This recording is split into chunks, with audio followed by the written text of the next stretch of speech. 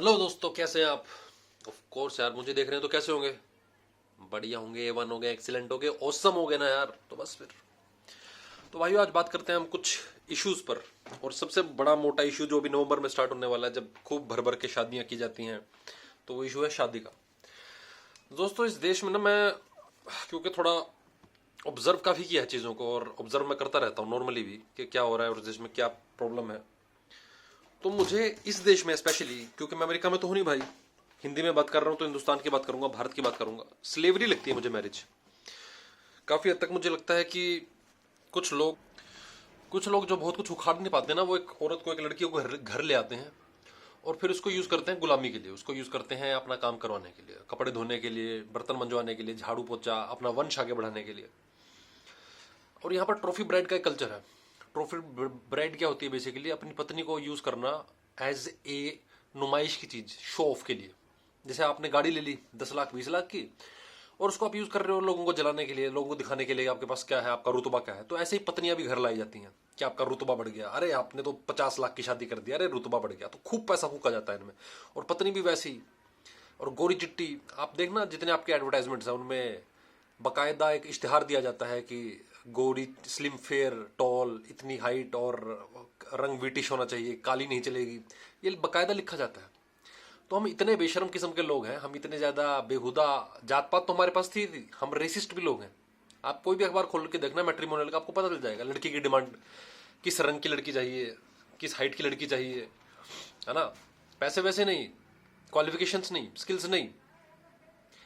तो ये इस किस्म के पाखंडी लोग हैं जिनका मेरा बार बार एक्सपोज, जिनको मैं करता रहता हूँ।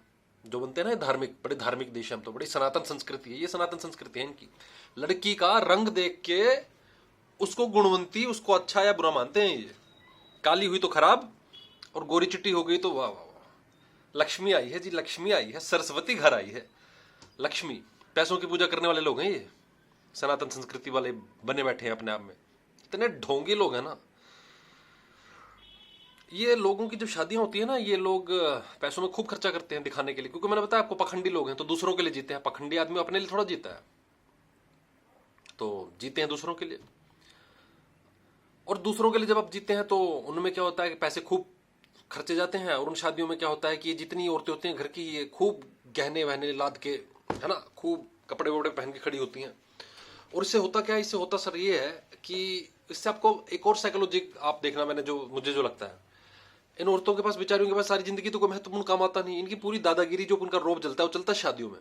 तो शादियों में पूरा बन ठन के तैयार होती है, पूरी साड़ी लत्ता ज्वेलरी जो ये बनी होती है भाई साहब। नवरात्रि की खिड़की झांकी जो बनी होती है ये, दशहरे वाली। क्योंकि इन बेचारियों के पास आपने कुछ करने जोगा छोड़ा ही नहीं। इनको इनको आप बाहर तो निकलने देते नहीं, काम इनको करने दिया नहीं, पढ़ाई तुझे मैं करने दूंगा नहीं। मेरे खुद के घर का एग्जाम्पल है। मेरी फला फला करके एक है, एक रिश्तेदार, वो भाई साहब मतलब पढ़ी लिखी औरत है, ग्रेजुएट है। जब उसकी शादी हुई, उसका जो सो कॉल्ड पढ़ा लिखा इंजीनियर पति कहता है तेरी किताबें जला दूंगा। किताबें जलाने की बात करने वाला ये पति। तो जब शक्ल और सूरत और चिट्टा रंग देख के तुम शादी कर दोगे, तो ऐसे ही मूर्खों से शादी मिलेगी, ऐसे ही भालुओं से शादी होगी, झुंडू लालों से, ढंग के आदमी से थोड़ा होगी। तो हम जो देखते हैं ना, ये औरतों का बेचारी जो इतना बनठन की निकली है, ये कारण यही है, इनके पास कुछ काम ही नहीं छोड़ा आपने। तो इसके पास जो एक मौका आता है उसमें सारी दादागिरी दिखाती है। फिर बच्ची हुई दादागिरी किसमें दिखाती है, जब बहू घर आ जाती है, तब ये क्या करती है सासू माँ, ये अपने पूरे अमरीशपुरी बोगैम्बो बन जाती है ये, उसका जीना हराम कर देती है। अरे ये तो इतने बजे उठती है, अरे ये तो ये सब खाती है, अरे ये तो ऐसा करती है, इतना मेकअप लगाती है, अरे ये तो 2 घंटे बाथरूम में लगाती है, अरे ये तो हमारी सेवा ही ना करती, अरे इसने तो आज तक हमारे घुटने ना पड़े दीदी। तो ये सब चलता रहता है। ये बहू का जीना आराम कर देगी, बहू बेटे का जीना आराम कर देगा, तो ये खटपट पटपट चलती रहती है इनकी। घर पे बिठाई हुई औरतें क्या करेंगी। सास भी कभी बहू थी। तो ये सास बहू की चालीसा चलती रहती है आपस में। प्रॉब्लम इसमें कहाँ होती है, प्रॉब्लम इसमें ये होती है कि जो होने वाले जो बच्चे होते हैं ना, जब इनकी अरेंज मैरिज तो कर दिया आपने, 2 उल्लू के गधों की, तब इन खच्चरों के जो बच्चे होते हैं ना, वो भुगतते हैं, उनको एंग्जाइटीज डेवलप हो जाती हैं, क्योंकि इन दोनों की तो आपस में बन नहीं रही। लाया था बाप शक्ल सूरत देख के, ट्रॉफी वाइफ समझ के लाया था कि ट्रॉफी घर ला रहा हूँ। वो आ गई थी रानी बनने, उसको रानी बनने का शौक था, घर पे बैठूंगी राज करूंगी, सफाई वाली आ रही है, बर्तन वाली आ रही है, मैं राज करूंगी राज करूंगी। अब इसके पास दुनिया की कोई धेले की नॉलेज है नहीं बेचारी के पास। तो ये क्या करती है, ये बच्चों को उनकी गर्दन मुड़ना शुरू कर देती है। लड़की हो गई तो तू बाहर मत निकल, ऐसा मत खेला कर, यहां मत जाया कर। लड़का हो गया तो ऐसे संस्कारी बनो, ये धमकाना बनो। तो ये मूर्ख लोग एक मूर्खता का साइकिल चलाते रहते हैं, और मूर्ख लोग ही होते हैं जो खूब बच्चे पैदा भी कर देते हैं। ये मूर्ख आदमी की निशानी होती है कि वो फट से एक बच्चा अपने जैसा एक झुन्नूला निकाल देगा।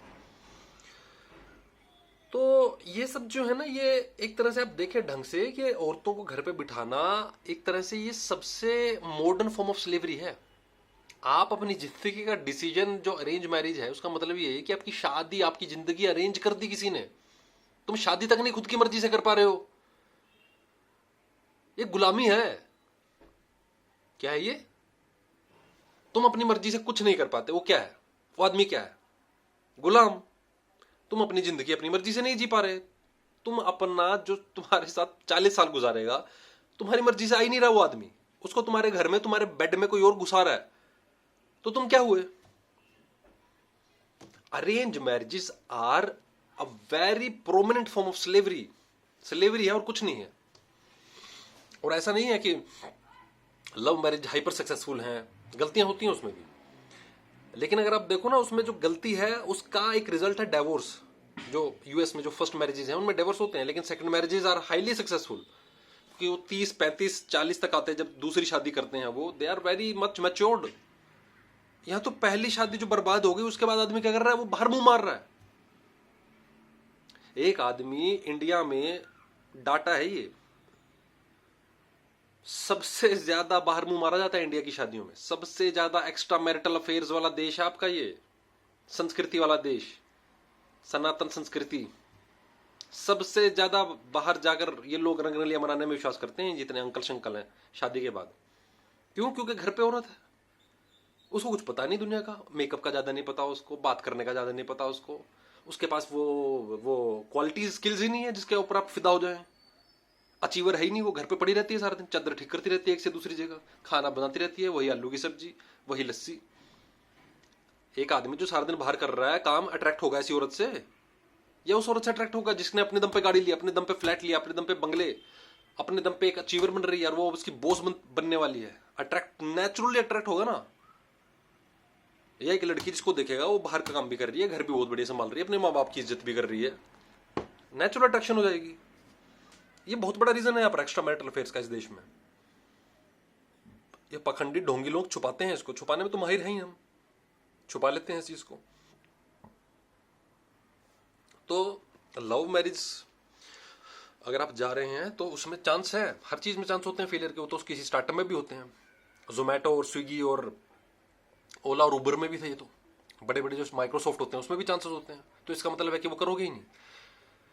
लव मैरिजेज में चांस है, लेकिन एटलीस्ट आपका फेलियर का चांस आपकी सराउंडिंग इन्वायरमेंट, आपकी परख, आपकी नॉलेज, उसके बाद वो फेल हो रहा है। वो रॉकेट हो रहा है फेल, लेकिन टेस्टिंग के बाद, बजाय कि इसके बिल्कुल गधों की तरह उड़ा दिया वो रॉकेट और फट फुट के आ गया 2 मिनट में। रिस्पॉन्सिबिलिटी ना लेने इस देश में जो कारण है ना बहुत बड़ा, कि हम जिम्मेवार नहीं है, ये फ्लॉप होगी, तो ये बहुत बड़ा कारण है। जिम्मेवारी से हाथ धो लेना।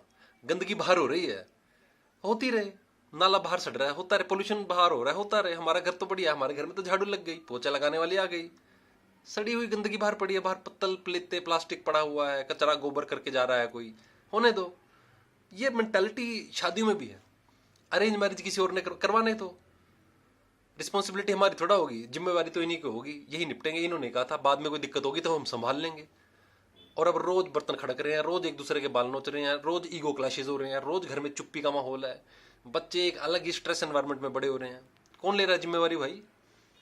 कौन लेगा उन बच्चों की जिम्मेवारी? उन बच्चों को जो एक टॉक्सिक चाइल्डहुड दिया तुमने, खच्चरों, कौन लेगा उनकी जिम्मेवारी? तुम्हारे माँ बाप जिन्होंने जिम्मेवारी लेने का वादा किया था वो तो कट लिए, डायबिटीज और डायरिया करवा करवा के, ब्लड प्रेशर और फलाना लो प्रेशर करवा करवा के। तो एक पूरी की पूरी जनरेशन ये लोग बर्बाद करते हैं अरेंज मैरिजेस। इसलिए मैं कहता हूं अरेंज मैरिजेस मॉडर्न फॉर्म तो स्लेवरी है ही, लेकिन अगर गलत आदमी से आपकी हो रही है तो पाप है वो तो भाई, जुआ है, जुआ जिसको कहते हैं, अपनी मर्जी से खेला गया जुआ, जिसको आप महाभारत में जिसको कंडेम किया था हमने, गालियां दी थी जिसको, जिसकी वजह से 5 पांडव 14 13 वर्ष 12 वर्ष वनवास में और 1 वर्ष अज्ञातवास में काट कर आए थे। तो आप अपनी जिंदगी को क्या जुआ खेलना चाहते हैं क्या?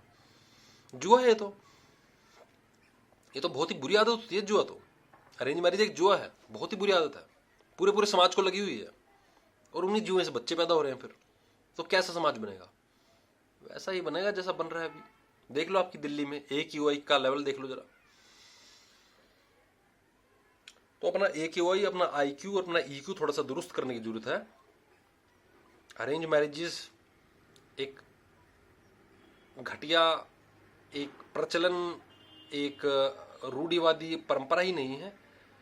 बहुत से मामलों में वो एक क्राइम है उस लड़की पर, क्योंकि उसे सिर्फ और सिर्फ गुलाम बनाने के लिए इस परंपरा का जन्म हुआ है। अपना सिर्फ वंश आगे बढ़वाना है, उससे झाड़ू लत्ता सब करवाना है। आगे बढ़िए, रूढ़ियों और इन परंपराओं के खिलाफ आगे आइए, लड़कियों को बुद्धि दीजिए। तुम रानी नहीं, तुम नौकरानी बनने वाली हो। कुछ नहीं होता घर में बैठकर, कोई राजा रानी कुछ नहीं बनता, सिर्फ नौकर बनते हैं घर पे बैठने वाले। कुछ नहीं बन सकते, वो देश कुछ नहीं बन सकता जिसमें आधी आबादी आपकी घर पे पड़ी हुई है। घरों से बाहर निकालिए अपनी बीवियों, बहनों, माताओं, बच्चियों को। ये जीवन खुली हवा में सांस लेने के लिए मिला है, हर पल एक नया नजारा देखने के लिए मिला है ना? और यही हमें करना है आगे भी। आप सबका धन्यवाद। वंदे मातरम।